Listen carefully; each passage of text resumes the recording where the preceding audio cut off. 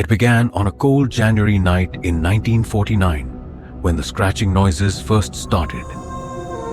At first, the Doe family dismissed them as rats scurrying through the walls of their modest home in Cottage City, Maryland.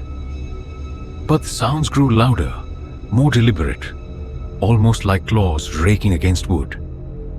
Soon, furniture began to shift on its own, objects levitated, and the air inside the house grew icy cold. 14-year-old Roland, the quiet and curious boy of the family, seemed to be at the center of it all. But why? Was he cursed? Was he haunted by the spirit of his beloved Aunt Harriet, who had recently died? Or was there something far more sinister lurking in the shadows of their home? Roland's parents, desperate for answers, turned to every expert they could find. Doctors, psychiatrists, even their Lutheran pastor. But no one could explain the phenomenon. That's when they discovered the Ouija board hidden beneath Roland's bed, a relic of his late Aunt Harriet's spiritual experiments. Had Roland inadvertently invited something into their home? Something they couldn't see but could feel in every bone of their bodies. Things worsened when the scratches on the walls began appearing on Roland's body. Angry red welts, forming words no one could decipher, would rise and fade as if written by an invisible hand. One night, as the family gathered in the living room, Roland let out a blood-curdling scream. His body convulsed violently, and his voice, deep, guttural, inhuman, spoke in a language no one recognized.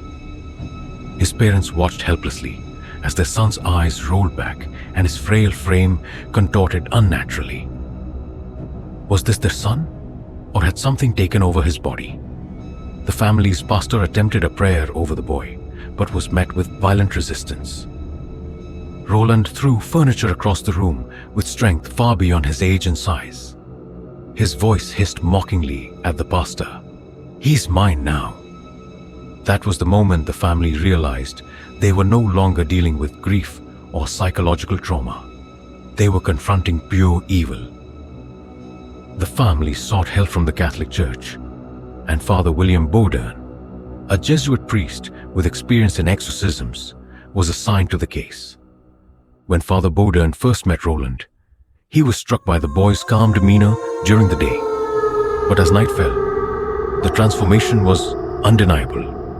Roland would snarl and spit, his body lifting off the bed, and the guttural voice would return, mocking the priest and his faith. "Do you think you can save him?" the voice growled. "He belongs to us." The exorcism began, and with each prayer, Roland thrashed violently, his screams echoing through the room. Words like hell and evil would appear on his chest, scratched into his skin by unseen forces. At one point, the boy let out a laugh so chilling that even the seasoned priest hesitated. "You are weak," the voice taunted. "You cannot defeat us." As Father Bowdern continued his prayers, objects flew across the room. Books, candlesticks, even a heavy chair. Witnesses described the air growing suffocatingly cold, and the unmistakable stench of sulfur filled their nostrils. The exorcism stretched on for weeks, pushing everyone involved to their breaking points.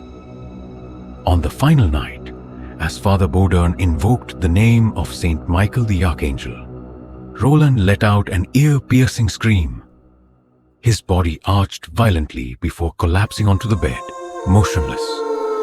For a moment, there was silence. Then, in a voice filled with anguish, Roland whispered, "He's gone. He's gone."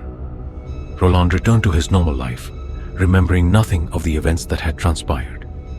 The paranormal activity ceased, and his family quietly relocated, never speaking of the ordeal again. To this day, no one knows what truly possessed Roland Doe or why. But one thing remains clear. Something dark and incomprehensible once walked among us, and it left behind a legacy of fear that will never be forgotten. Would you dare to face the darkness that took hold of Roland Doe, or are some doors better left unopened? Share your thoughts in the comments, and remember, not every story has a happy ending. If you had missed my first video on real horror story from India, do watch this also. You will be scared, for sure.